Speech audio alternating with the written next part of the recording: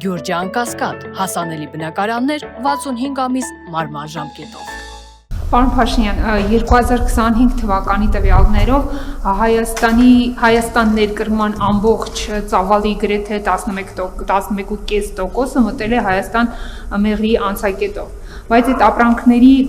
47%-ն է միայն իրանական ծագման, մնացածը ապրանքներ են Չինաստանից, մեքենաներ են, արևային վահանակներ, տեխնիկա եւ այլ ապրանքներ, Հնդկաստանից են ապրանքներ, դեղեր եւ այլն, Արաբական Միացյալ Էմիրություններից ոսկեգործության համար հումքը, այդ ապրանքներ օվկիանոսով, ծովով գալիս են Հորմուզով մտնում են իրանական Բենդեր Աբբաս ու հետո գալիս են Հայաստան, բայց մենք ունենք մի իրավիճակ, որ գրեթե մի շաբաթ է այդ իրանական նավահանգիստների համար փակ է մուտքը այդ Հորմուզի ջրանցքով եւ ինչպես երեք նախագահ Տրամպը հայտարարեց, դեռ ինքան է փակ լինելու, քանի դեռ Թեհրանի հետ 100%-անոց համաձայնագիրը չի կնքվել։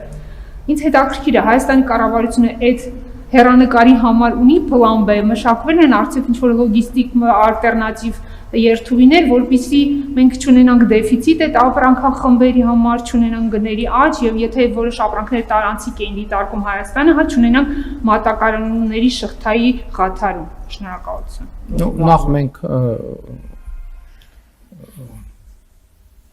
արդեն արտահայտել ենք մեր անհանգստությունը եւ ցավը նախորդող շրջանում տեղի ունեցած իրադարձությունների առումով եւ գոհունակությամբ ենք արձանագրում, որ մեր երկու բարեկամ երկրների Իրանի Իսլամական Հանրապետության եւ Ամերիկայի Միացյալ Նահանգների միջև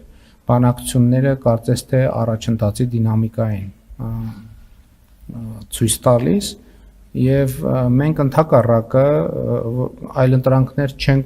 այլընտրանքներ ընդհանուր առմամբ ձևավորում ենք, բայց Իրանի Իսլամական Հանրապետության հետ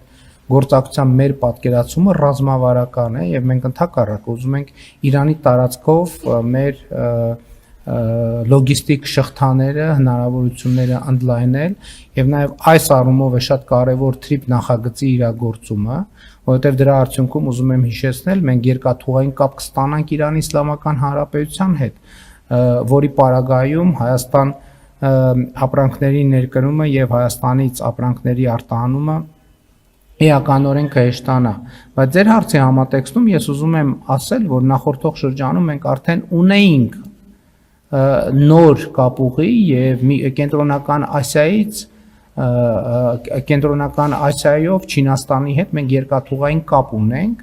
Չինաստան, Ղազախստան, Ռուսաստան, Ադրբեջան, Վրաստան, Հայաստան տարածքով եւ ես ենթադրում եմ, որ այդ կապը բոլոր այն դեպքերում, երբ որ կտեսնեն, որ գործարարները, որ տվյալ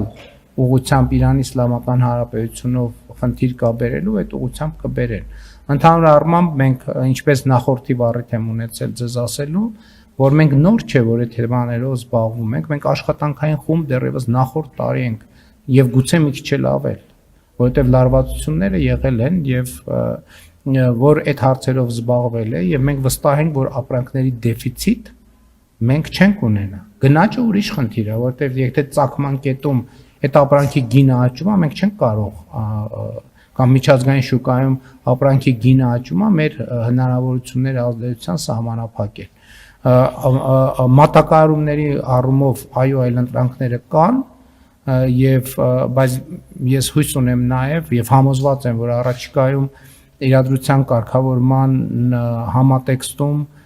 մենք նաև TRIP նախագծի շուտապույտ իրագործում կունենանք, որի արդյունքում նաև